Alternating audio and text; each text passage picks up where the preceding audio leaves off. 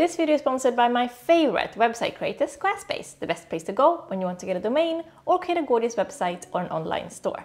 Some of my all-time favorite healthy vegan everyday foods with recipes. This, my friends, is probably the most requested video on my channel, and you know me, I aim to please. I've got 4 things that I love to eat and 1 thing that I love to drink to share with you today. But honestly, if there's anything else you want me to share the recipe for, just let me know.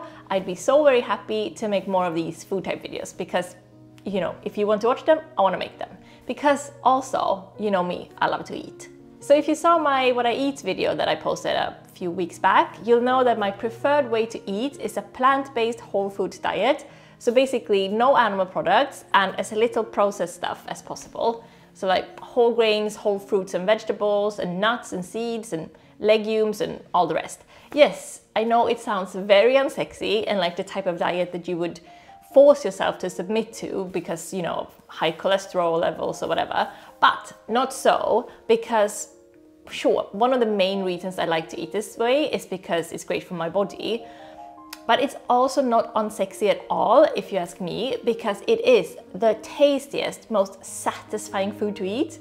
Also, it's often super cheap, easy to make, with simple ingredients you can find anywhere on the planet, more or less.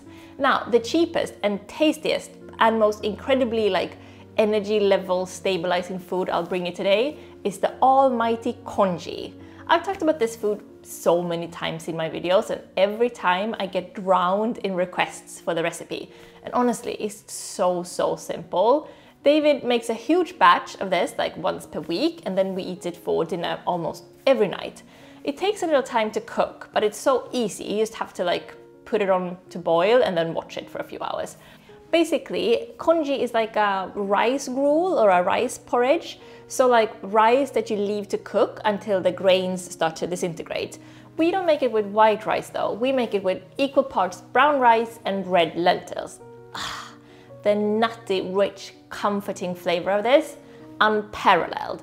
So you can choose to cook it longer or a bit shorter depending on how gruely mushy you want the texture. Just like keep in mind that it like thickens when it cools. So even if it's a bit wet still when you cook it, the next day it will have set a bit more. We like it best when the red lentils are completely mushed, but when the rice grains still have a bit of bite. So when you mix whole grains and legumes like this, you get a complete protein source. But the real star of this food is, like mentioned, the like even energy levels you will have throughout the whole day. So David has been on congee for so many years now, and like if we take a break and eat something else for dinner for a period, he's just like not himself. He has like a congee mood, which is like the most evenly good humor I've ever met in a person. And then he has like a non-congee mood, which is a little bit more like a hangry, uneven person.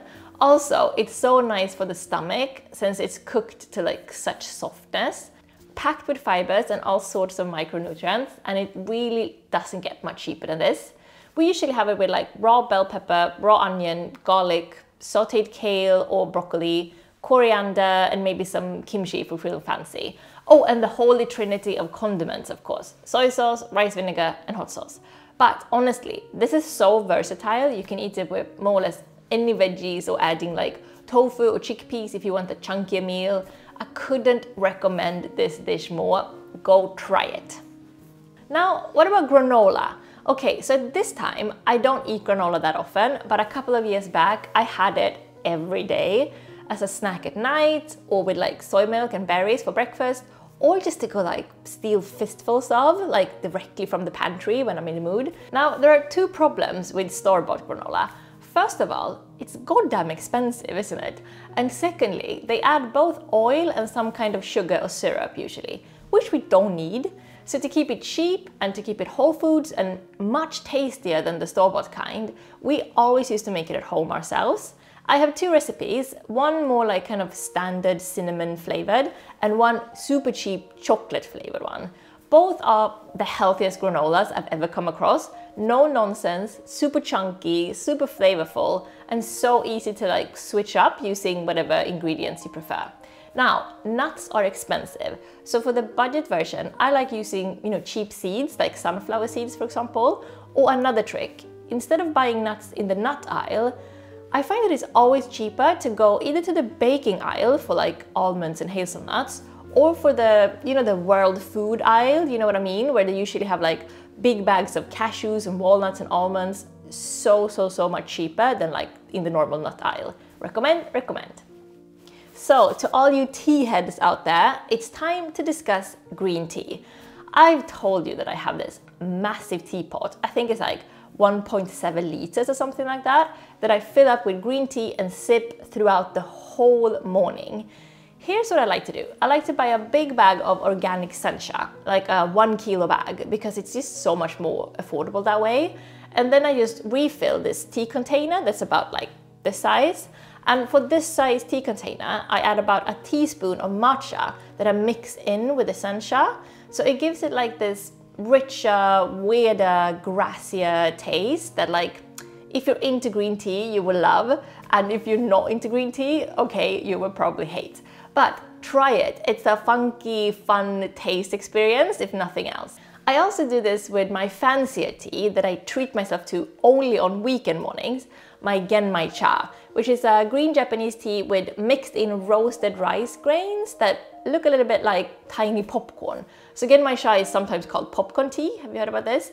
Anyway, genmai cha was first thought up in like olden times in Japan because tea leaves were so expensive that they added the roasted brown rice to make the tea last longer and be cheaper. Of course, now for me, it's the other way around. It's my luxury tea. Strange how that goes, isn't it? Anyway, I like to do the same to my genmai cha, adding a teaspoon of matcha and shake it around. Why not? Let's live a little. And again, I'm not drinking green tea because it's healthier than coffee. I'm drinking it because it's weird and like hella tasty.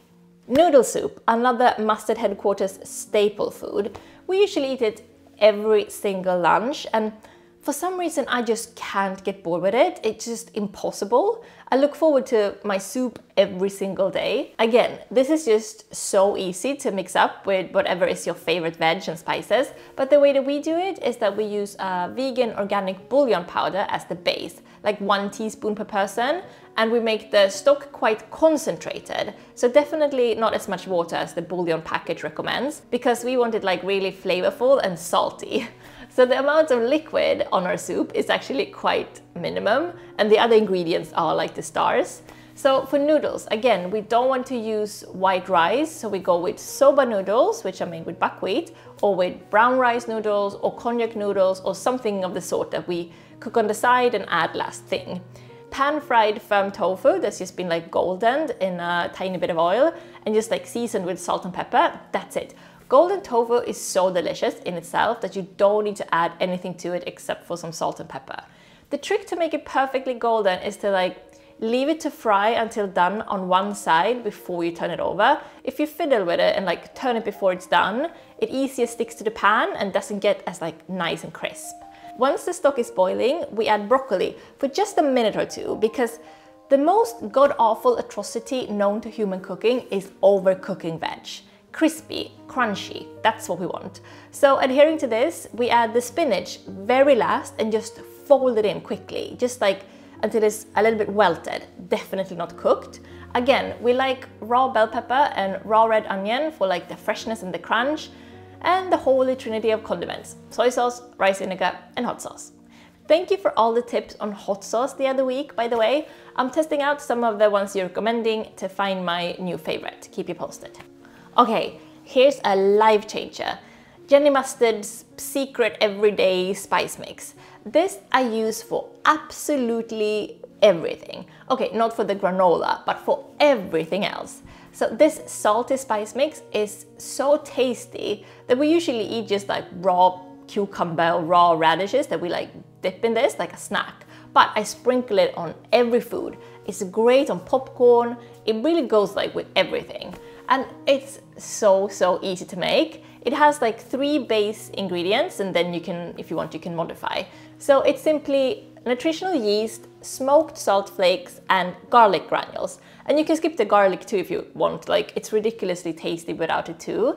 So I usually grind the salt flakes a little bit so that they're not so big, because I do worry about my salt consumption. I have 0 sweet tooth, but the biggest salt tongue in the world. Anything smoky in flavor will also just get my vote. it elevates the food from like standard to luxury, just like instantly, if you ask me. And nutritional yeast, if you don't know, it has like a nutty, cheesy flavor and it's packed with B vitamins. So needless to say, I'm addicted to this salt spice mix. So a rule of thumb would be, usually I just like wing it, but a rule of thumb would be probably like 2 parts nutritional yeast to 1 part smoked salt, and you know, as much garlic as you can handle. Maybe start with like a teaspoon of garlic granules and see how you feel. I add much more than that, but I do love me some garlic. So I think my spice mix is probably a bit extreme on the garlic side. If you want it spicier, ground white pepper is delicious with this. Go easy though, because like just a bit, otherwise it takes over too much in flavor, I find. And if you're in a Mediterranean mood, I sometimes add a couple of teaspoons of dried oregano to this too. Oh man, oregano, the smell, the taste, the like summeriness of it, is there a better herb? And I mean, I'm sure this is a spice mix that you can modify in 1,000 different ways depending on what your favorite flavors are. I'm thinking dill or smoked paprika or cumin, why not? Maybe let's all try a different version and then report back if it was any good or not, shall we? And with this, my friends, I think it's about time that you told all of us what your favorite everyday food is. Is there any dish that you could eat every single day and never get tired of? Do tell. And then go into the kitchen and get cooking. David and I sure will right now, because we need to get ourselves some noodles because my stomach is growling and I have a serious craving for tofu. I need it. And broccoli. Okay, so time to go. Please tell me if you want me to make more food videos and if you have any specific videos in mind that you want to request. I love talking about food and I love talking about like healthy diets and habits and, you know, routines. So whatever video that you want me to make on the subject, you know, I'll be more than happy to. Give me a like if you enjoyed this one, and don't forget to subscribe, of course, if you haven't yet, so that I will see you next week already.